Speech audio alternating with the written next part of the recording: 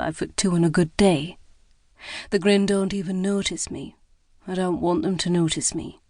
I follow Emma until we make it to the huge fireplace where entire carcasses of a bovine-type animal the grin call maraha are roasting, the sticky fat running into trays below.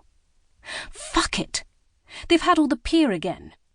Emma explodes, referencing the food that resembles stale French bread. "We should have got here earlier."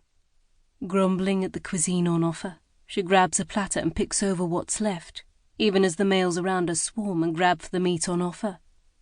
Their voices buzz in my ears, the strong scent of their bodies and feathers in my nostrils. A hand grabs at me as my knees buckle, and Emma drags me out of the crowd, plonking me down on a bench next to her and opposite Bianca and Sophie. "Not hungry?" Sophie asks. I look down at my platter. I manage to get a single slice of maraha. "Not really. I'll maybe try later, when it's not so busy." I bite into the meat, which is rare, just as the grin like it.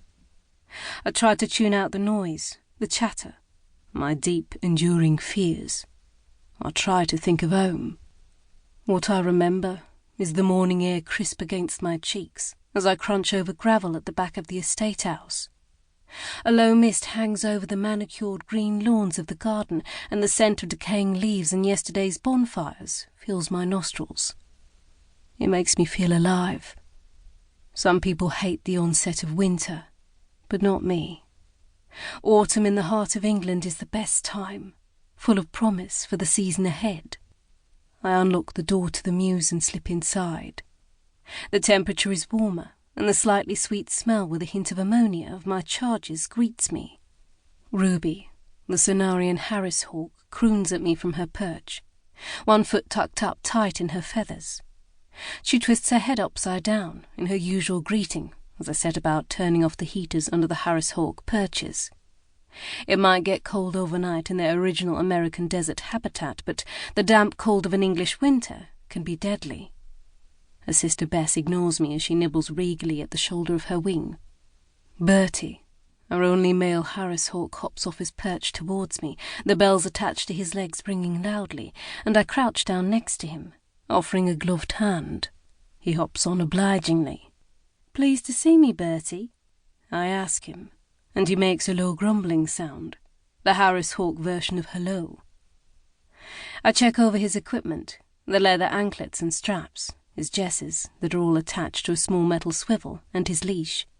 All is in good order as I carry him through to the weighing room, shutting the door to the mews behind me as I let him hop onto the scales, ready for his morning weigh-in. That means I can check his condition and work out his rations for the day. I leave my favourite until last. Wolf is the most perfect example of a tiercel, the name given to a male peregrine falcon by falconers since the Middle Ages I've ever seen in my 10 years as a falconer.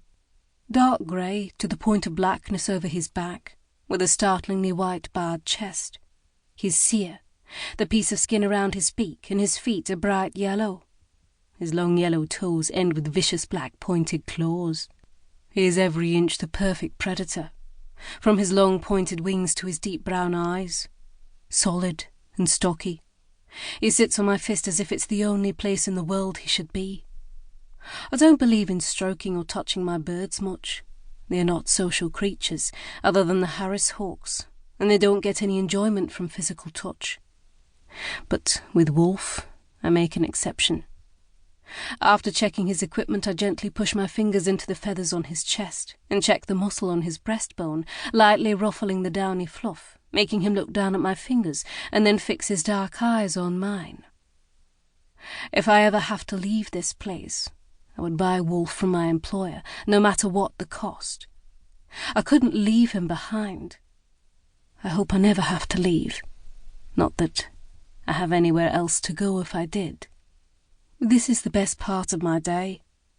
My time alone with Wolf in the silent mews, inhaling the sweet spicy scent of his feathers, revelling in his weight on my fist, allowing my mind to travel to the moors, where he waits on over my head, scything through the air, ready to fold into a teardrop stoop at my cry of "Ho!"